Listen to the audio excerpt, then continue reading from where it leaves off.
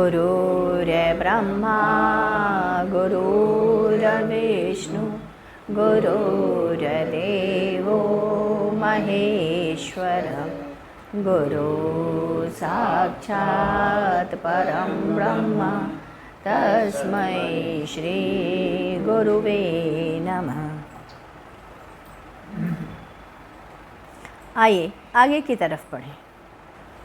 10 सितंबर वर्ष 2000। गुरुदेव ने कहा, एकादशी यदि पितरपक्ष के महीने में जब पड़ती है तो श्राद्ध नहीं करना चाहिए। पितरपक्ष का महीना चल रहा हो और एकादशी का श्राद्ध ना करें और ना ही श्राद्ध का भोजन कराएं। पितरों के नाम से उन्हें भोजन भी नहीं निकालना चाहिए। ऐसा करने से नरक का भोग होता है। जब वर्षा हो रही हो और सूर्य में और आकाश में बादल पड़े हों, सूर्य बादल से ढका हो, तो उस वक्त अर्घ्य भी सूर्य को नहीं देना चाहिए। इसके बाद 19 सितंबर वर्ष 2000। आज गुरुदेव ने बताया कि लोगों के गुर्दे कैसे खराब हो जाते हैं। उनके कुछ कारणों का उल्लेख भी किया, जैसे पहला, बहुत देर से रात्रि में सोना और सुबह जल्दी उठ जाना। दूसरा, बहुत अचार खाना। तीसरा, कम पानी पीना। चौथा, बहुत अधिक गुस्सा करना। पांचवा, बहुत रूखा सूखा भोजन करना। अधिक जल पिएं जिससे कि गुर्दा हमेशा छनता रहे।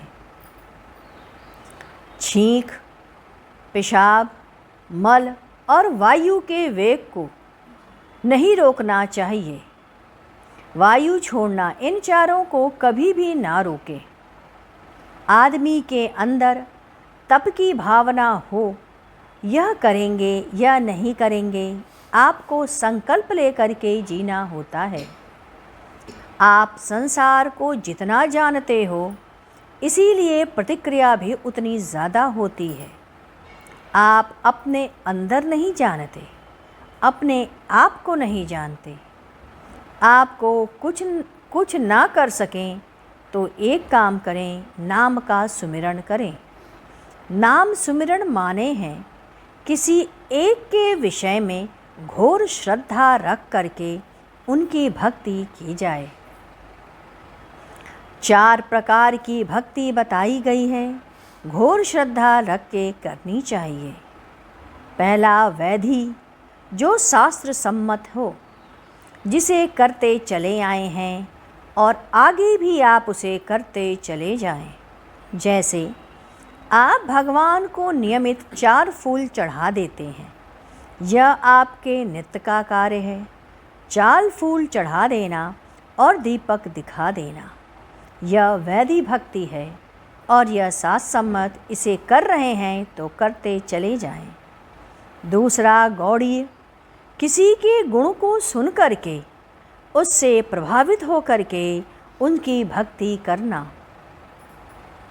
तीसरा, अनुरागात्मिका भक्ति, स्वभागवत भक्ति होनी, अर्थात हमें उनसे प्यार हो गया है, वह मेरे हैं, मैं उनके, इस भाव से उनकी भक्ति करना। चौथा, प्रेम लक्षणा, जन्म से ही आपका उनके प्रति अनुराग का होना। प्रथम में दर्शन नहीं होता, गौरीय में होता है। तीसरे में जाकर के उस सत्ता से जुड़ाव आता है और प्रेम लक्षणा में भगवान ही उससे जाकर के जुड़ जाते हैं। इस भक्ति में सबसे बड़ा विघ्न यदि कुछ आता है तो वह है निद्रा, आलस्य, हिंसा। हिंसा अर्थात मनसा, वाचा और कर्मणा, माने मन से, आपके वचन से और आपके कर्म से कोई भी हिंसा नहीं होनी चाहिए। आदमी के अंदर भांति दृग्दर्शन होते हैं।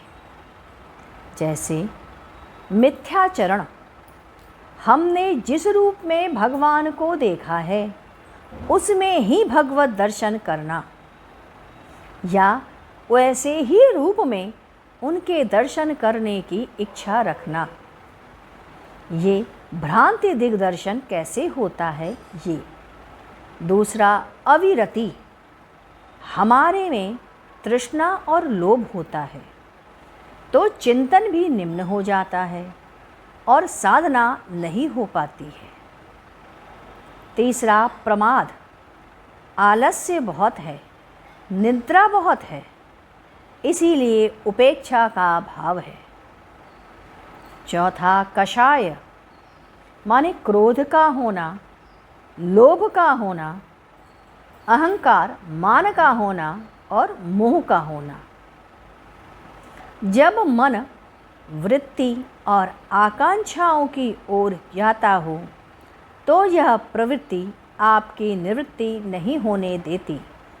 ऐसी प्रवृत्ति जब होती है तो साधना में मन नहीं लगता। मन कहो या चित्त समझो, उसमें मन नहीं लगता, उससे उचाट होता है। साधना में कई तरीके के व्यवधान आते हैं।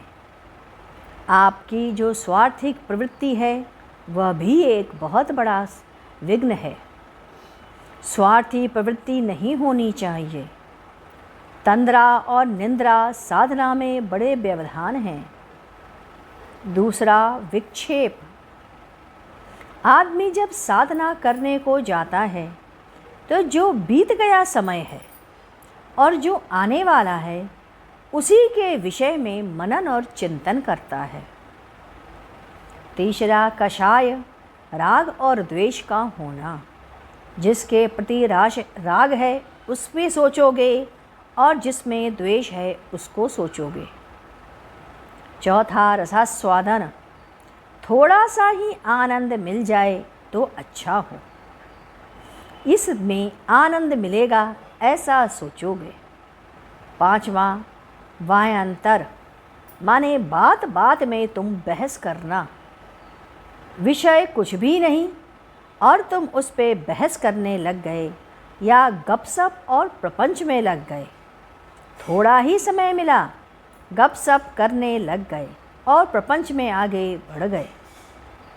छठा, आंतरिक, माने हिंसा भाव, जैसे उसकी गाय बड़ा दूध देती है, अरे मर जाती तो अच्छा होता, यह आंतरिक हिंसा भाव है। उसका घमंड टूट जाए तो ज़्यादा अच्छा रहे। इस तरह की भावनाएं आपको आपकी साधना में विघ्न डालती हैं। इसीलिए कहते, जब आप अच्छे कर्म करते हैं तब आपकी भगवत रुचि बढ़ती है। नाम जप में रुचि का हो जाना, भगवान के विग्रह में रुचि लेना, भगवत चिंतन में अपने आप को बैठाना, संसार से असार होना, विषयों से अपने आप को दूर रखना, भगवान में हमेशा लीन रहना, भगवान के प्रसाद में आनंद लेना, काम करें बात करें परंतु अपने प्रिय की, अपने प्रिय के चिंतन में डूबे रहें, हर पल उनके चिंतन में डटे रहें। आइए अब गुरु कीर्तन करते हैं। ओम गुरुदेव जय गुरु जय गुरु जय गुरुदेव। ओम गुरुदेव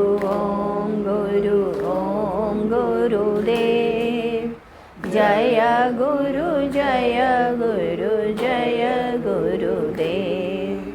ओम गुरुदेव जय गुरु जय गुरु जय गुरुदेव। ओम गुरुदेव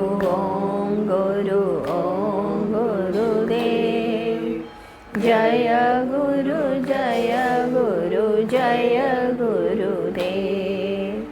ओम गुरुदेव जय गुरु जय गुरु जय गुरुदेव। बोलिए सतगुरुदेव महाराज की जय। सद्गुरु तुम्हें शत शत नमन, सद्गुरु तुम्हें शत शत नमन, सद्गुरु तुम्हें शत शत